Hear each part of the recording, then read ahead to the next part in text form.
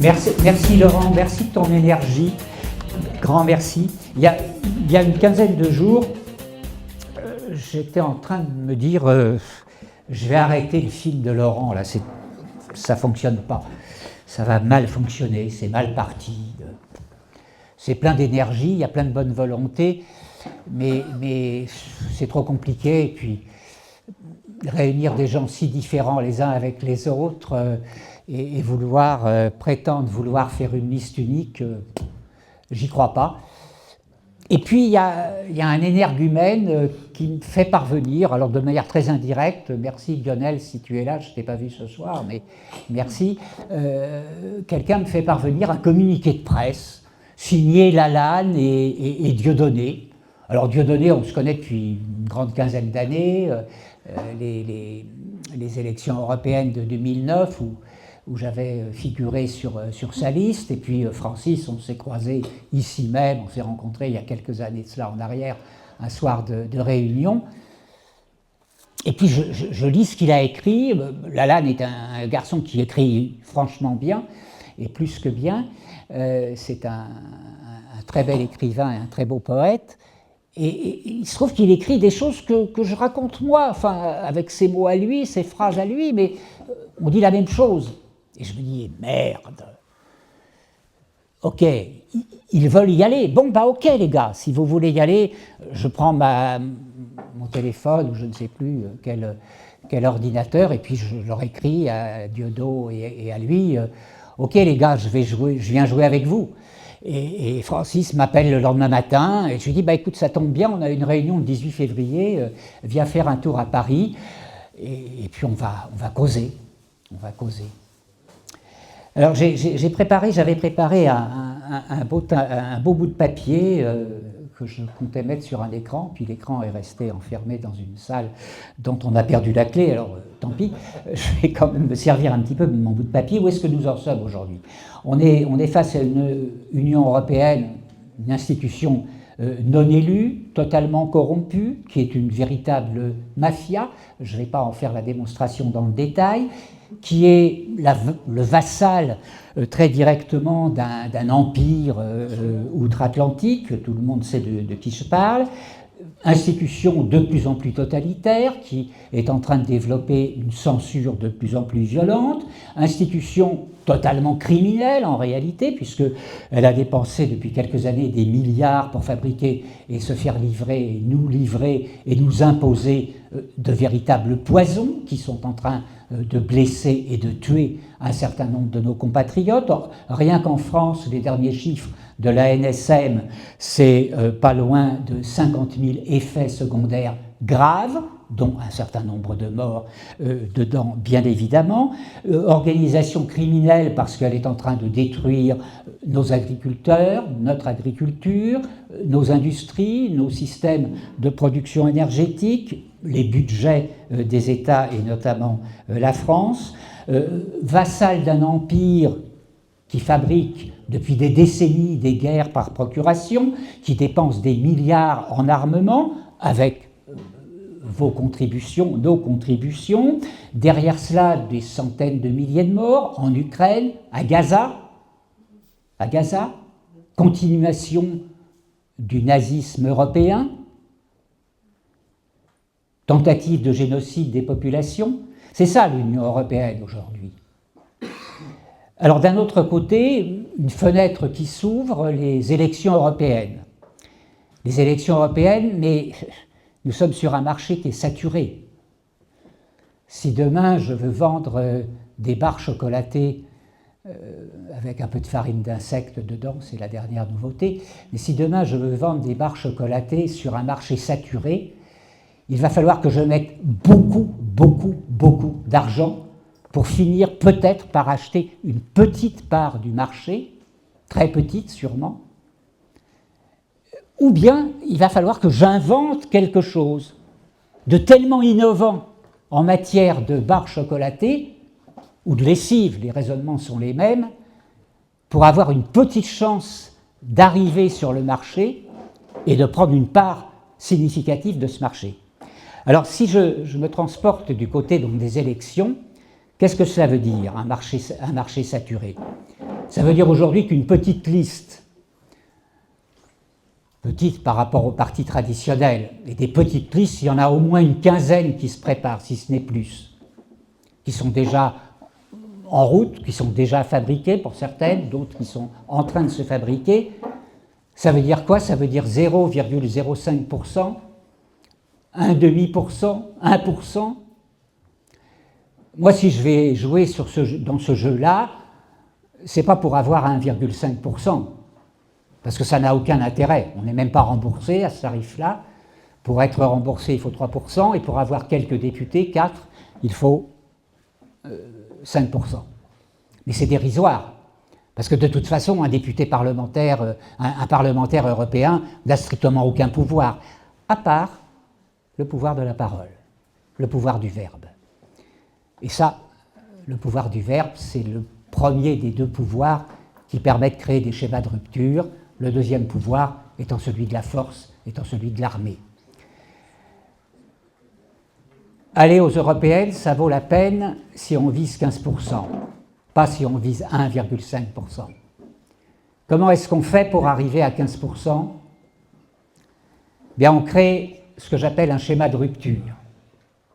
Si je regarde aujourd'hui les discours des 15 ou 20 listes qui sont déjà dans le film, partis dans le film, j'ai des discours qui sont tous plus plats les uns que les autres, qui se renvoient les uns aux autres, et qui à la fin disent à peu près la même chose. Alors, certains vont du côté du fédéralisme, que veulent les gangsters de l'Union européenne, puisqu'ils ont décidé de faire un État européen unique et de faire disparaître les États souverains d'Europe. Et puis de l'autre côté, j'ai les souverainistes qui veulent sortir de l'Europe. Mais tout ça, c'est très plat comme discours, que ce soit d'un côté ou que ce soit de l'autre. Donc la question que je me pose à un moment, c'est comment nous créons un discours de rupture. Certains me demandent depuis quelques semaines, quand est-ce qu'on élabore un programme collectif, etc. Je leur dis, patience, ça va venir. Laissons les cerveaux se synchroniser les uns aux autres, et le programme va venir tout seul. Quelques pistes quand même, quelques pistes. Première piste, c'est la notion de libération des peuples d'Europe. Nous sommes dans une situation où nous sommes occupés par des gangsters, où les institutions de la République sont occupées par des bandes criminelles organisées au service de puissances étrangères. Ça s'appelle une occupation. Donc, premier objectif, c'est libérer les peuples d'Europe, libérer la France, évidemment. Libérer la France, ça ne veut pas dire sortir de l'Europe, parce que nous n'y sommes pas. Ou plus exactement, parce que l'appartenance juridique de la France à l'institution Union européenne est une appartenance formellement illégale par rapport à la Constitution française. 4 février 2008, viol de Marianne en réunion par plusieurs centaines de parlementaires, députés et sénateurs dans la salle des congrès du château de Versailles, entrée par la cour des princes, 4 février 2008, Marianne au milieu de la salle et les centaines de parlementaires qui lui passent dessus pour la violer. Pourquoi cette image-là? Parce que le 29 mai 2005, nous avons dit à 55%, 54,7%, nous avons dit à 55% non au traité de Rome II. Et ces messieurs-dames, Sarkozy en tête, nous ont revendu le lendemain, c'est-à-dire en décembre 2007, le traité de Lisbonne. Et pour ratifier le traité de Lisbonne, il fallait changer la Constitution. C'est ce qu'ils ont fait le 4 février 2008. Et ça, c'est une arnaque. Donc, juridiquement, nous n'appartenons pas à l'Union européenne. Donc, c'est juste, mesdames et messieurs, on vous merde. On vous merde. On n'a même pas besoin de sortir. On n'appartient pas à l'Union européenne. L'État français, le peuple souverain français n'appartient en rien à l'Union européenne. Donc nous n'avons pas besoin d'en sortir. On n'y est pas. Ce qui veut dire quoi? Ce qui veut dire une mise en liquidation de l'Union européenne.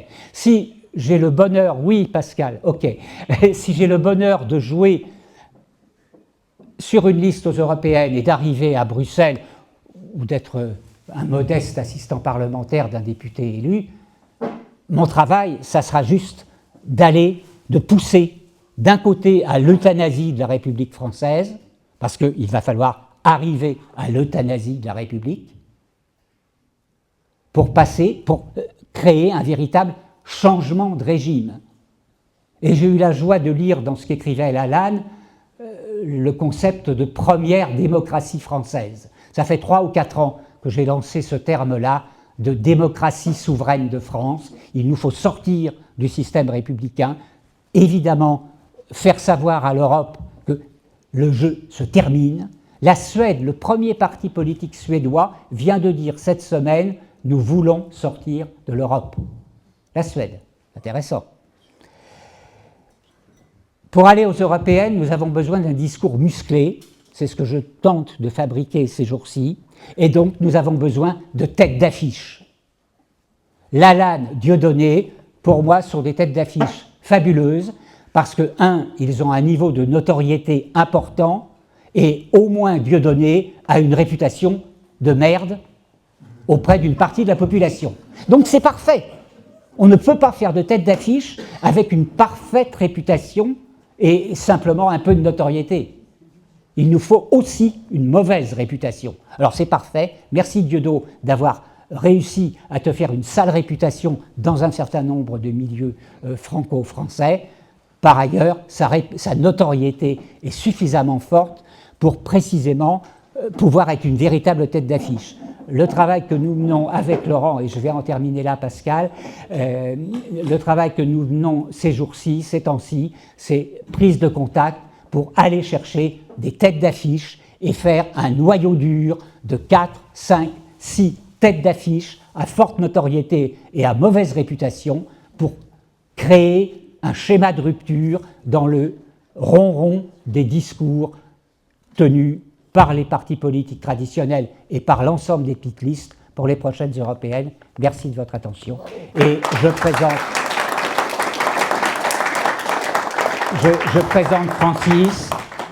Merci Francis d'être là, merci d'être arrivé, merci d'être venu, et je te passe le micro.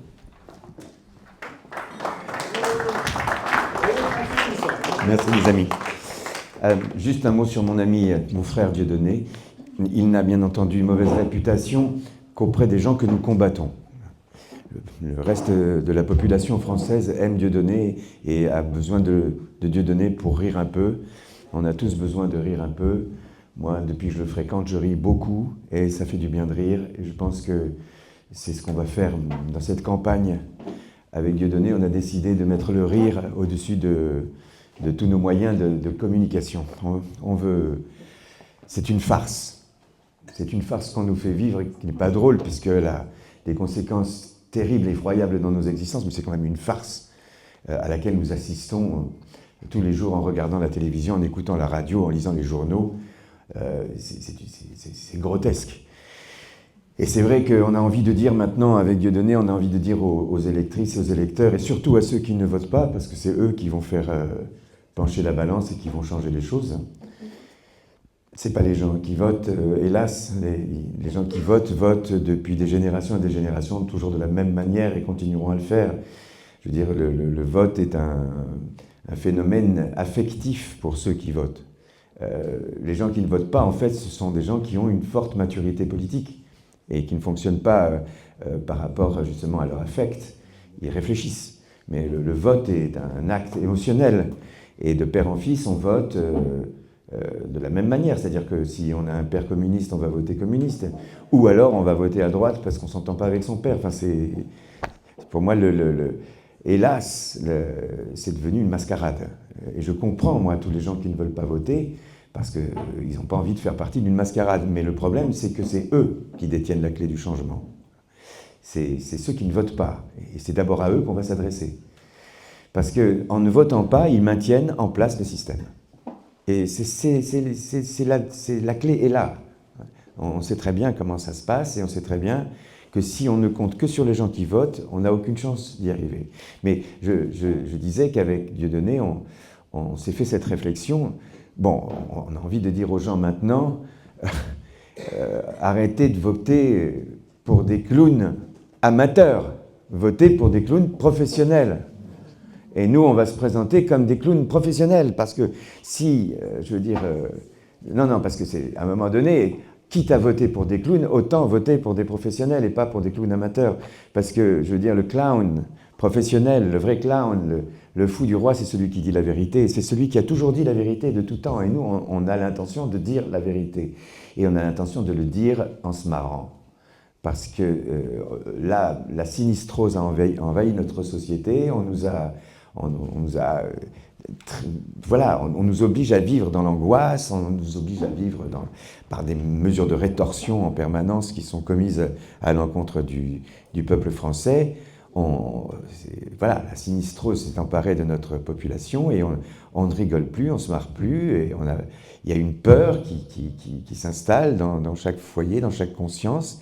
Et avec ça, on manipule les gens et on les transforme en moutons de panurge. Et je pense qu'on s'est dit à un moment donné avec Dieudonné, on attendait, franchement, c'est une décision qu'on a prise il n'y a pas longtemps. Hein.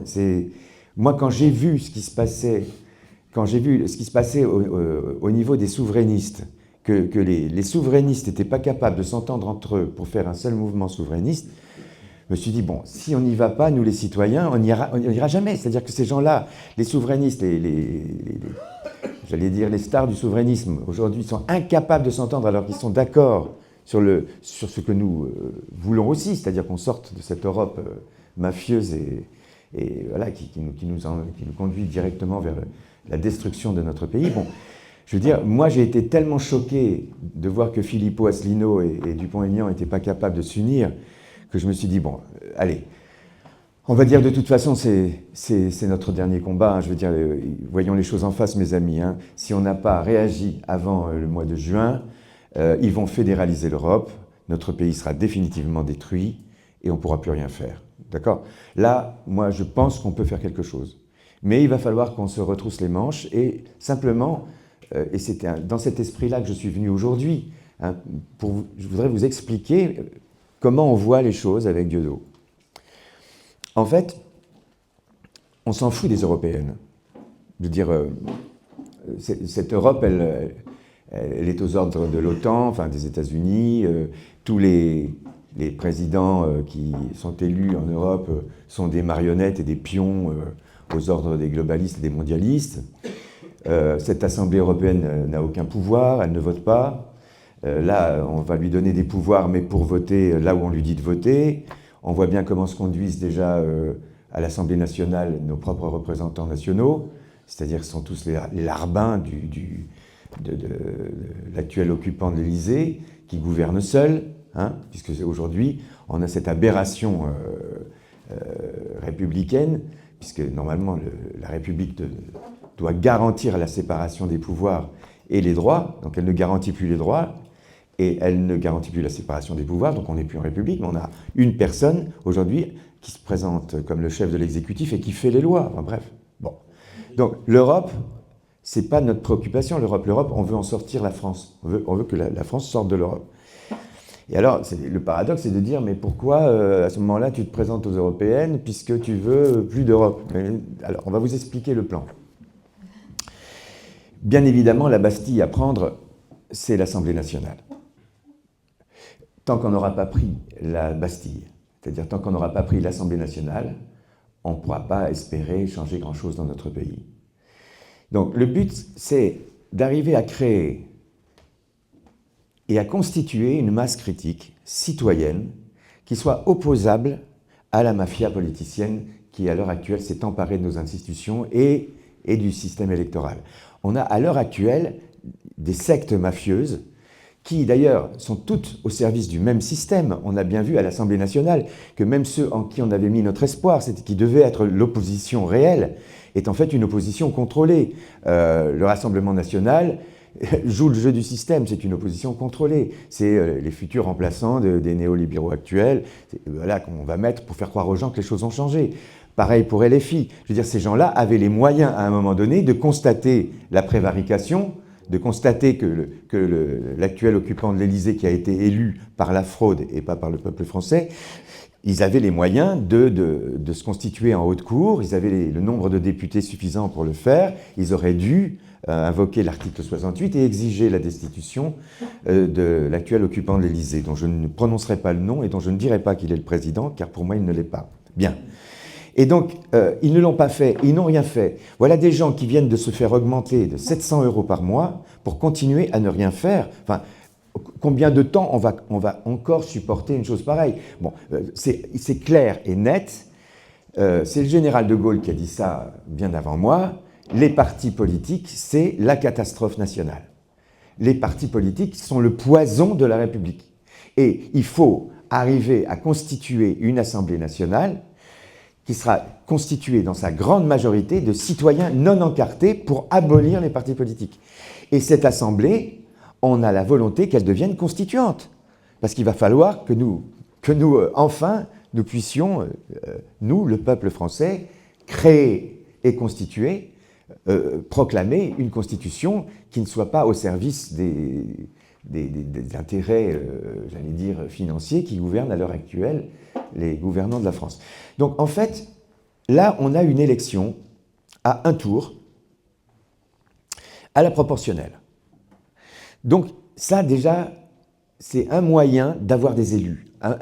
Je veux dire, pourquoi c'est un moyen d'avoir des élus? Parce que il n'y a pas deux tours, il n'y a pas de compromission possible.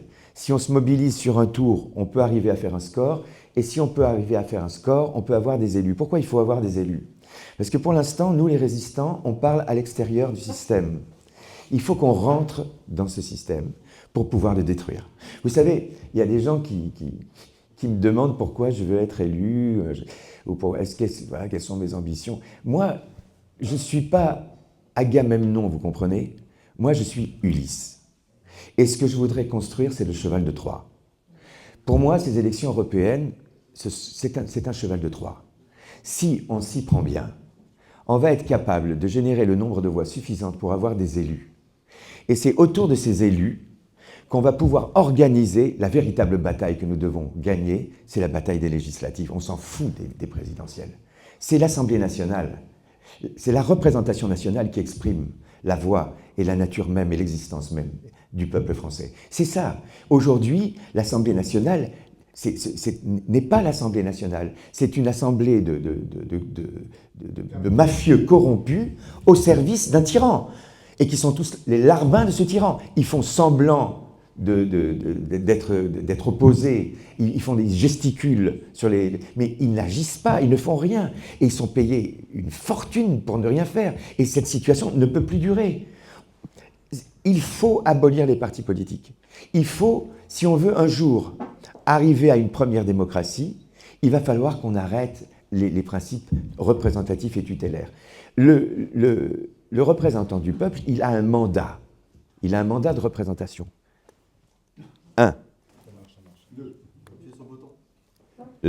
Lequel?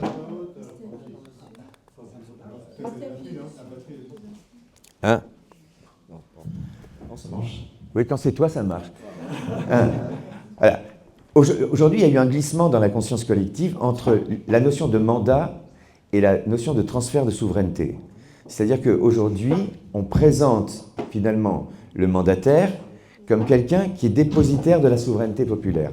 Or, la souveraineté populaire, c'est écrit dans notre Constitution, elle ne peut pas être frappée de subsidiarité. Elle ne peut pas être transférée à qui que ce soit. Ni à une personne, comme c'est le cas en ce moment, ni à un groupe de personnes. C'est l'article 3 de la Constitution. En fait, aujourd'hui, tous ceux qui sont les gardiens de la Constitution bafouent la Constitution sous le regard éberlué des Français qui n'agissent pas. Moi, ce que je voudrais proposer, et ce que Dieudonné veut proposer avec moi, c'est d'ouvrir un chemin, de créer un cheval de Troie qui va rentrer dans la cité, duquel des soldats vont sortir, vont ouvrir les portes au peuple. Parce que c'est pas la même chose aujourd'hui, Francis Lalanne, je parle devant vous, mes amis, on s'est battus, on se connaît, on était dans la rue depuis combien de temps maintenant? Depuis l'avènement du Caligula qui nous gouverne. Bon, et qui vient d'élire d'ailleurs, comme Caligula l'a fait, en nommant Incitatus son cheval président du Sénat, lui il a nommé son poulain, ou sa pouliche, comme vous voulez. Bref. Bon, enfin, là, on a touché le fond, mes amis. Là, ce qui vient de se passer au niveau de l'article 4, comment est-ce qu'on peut considérer à l'heure actuelle que les représentants des partis politiques représentent le peuple français, alors qu'ils sont là, regardez, à longueur de journée, un Premier ministre leur faire le coup du 49-3, et quand c'est pas suffisant, des petites magouilles comme celle qui vient de se passer sur la loi sur les dérives sectaires. Bon, bref. Il faut bien être conscient qu'il n'y a plus de salut aujourd'hui dans les partis politiques. Et c'est vrai qu'on s'en prend beaucoup à l'occupant de l'Élysée, qui est là aussi pour ça, hein, pour focaliser la haine et la contrariété des gens. Mais on a un système quand même qui devrait garantir les droits et ne pas séparer les pouvoirs, et ce système-là, on accepte qu'il ne fonctionne pas comme il est écrit. Alors, déjà, on va faire en sorte qu'il fonctionne comme il est écrit, et ensuite, surtout, on va écrire le nôtre. Et pour ça, il faut qu'on ait une Assemblée nationale composée que par des citoyens indépendants, non encartés, qui ont reçu la confiance populaire, et qui, eux, vont débattre et décider, à ce moment-là, de ce que deviendra notre France, et ils le feront au nom du peuple français, vraiment et réellement, et pas au nom des partis politiques. Alors, mes amis, c'est vrai que souvent, on se rencontre et on discute. Mais moi, je pense que ce dont on discute est hors sujet. C'est-à-dire que la vision de ce que doit être la France de demain, moi, je me bats pour qu'elle soit démocratique. Moi, je me bats pour l'avènement de la première démocratie. Il y en a d'autres qui ont des visions plus républicaines, qui sont plus basées sur un principe représentatif, collégial, etc. Ces idées-là, elles doivent pouvoir s'affronter aujourd'hui dans un collège, dans un prétoire, dans une assemblée, dans une agora qui va permettre aux uns et aux autres de débattre en vérité, et pas simplement pour servir des intérêts, hein, qui sont des intérêts financiers, qui utilisent le politique pour arriver à leur fin. Et donc, aujourd'hui, je pense que c'est le moment ou jamais. Je pense que si on n'y arrive pas maintenant, on n'y arrivera plus jamais. Je pense qu'il y a moyen, grâce à ces élections dont on n'a rien à foutre, parce que personnellement, je veux dire, voilà, qu'est-ce qu'on en a à foutre Ce qui est incroyable, c'est que vous allez avoir des gens qui vont se présenter comme étant des gens dignes de confiance, et ces gens-là, ils vont vous présenter un programme. Non mais c'est dingue! Un programme. Comment un aspirant député européen peut vous présenter un programme, alors que le député européen est juste un contractuel, hein, qui est là pour tamponner les décisions du Conseil qui n'a même pas été élu.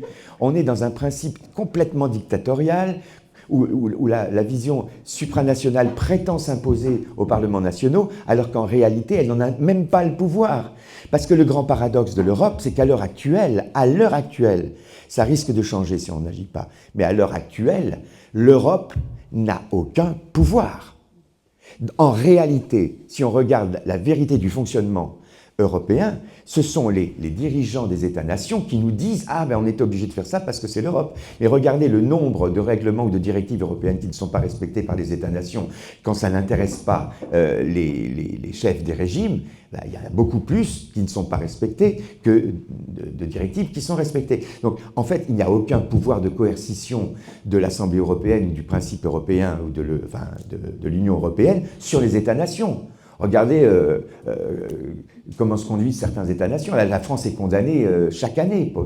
Elle ne paye même pas les amendes qu'on lui inflige. En fait, il n'y a pas de pouvoir réellement de l'Union européenne sur les États-nations. C'est une farce. C'est une farce. Et on nous fait croire que l'Europe, etc., et que c'est l'Europe. Non, l'Europe est un territoire de non-droit où des magouilleurs aux ordres des lobbies vont influencer des députés qui sont tous des larbins, hein, qui sont tous au service du pouvoir financier, pour faire semblant, hein, de débattre de sujets dont ils sont juste là pour tamponner la décision qui a été prise par 12 personnes au service des lobbies. Donc, nous, si on arrive à balancer des députés là-dedans, comme des chiens dans un jeu de quilles, je veux dire que déjà, on va pouvoir agir, même et faire du lobbyisme, nous, auprès des autres peuples, pour que, comme nous, ils considèrent qu'il est temps maintenant d'en finir avec cette construction européenne qui compromet l'avenir et l'équilibre et le bien-être des États-nations en Europe. Ça fonctionnait très bien quand on était un marché commun, on nous a menti, on nous a vendu quelque chose qui n'existe pas aujourd'hui. Et si on laisse faire, cette Europe va finir par obtenir ce qu'elle veut, c'est-à-dire la destruction des États-nations au profit des États-Unis d'Europe, entre guillemets, qui seront aux mains des lobbies via quelques personnes qui seront là pour faire ce qu'on leur dit de faire et exécuter les ordres de BlackRock, McKinsey, Davos et tous nos amis mondialistes et le monde de la pédocriminalité triomphante. Voilà.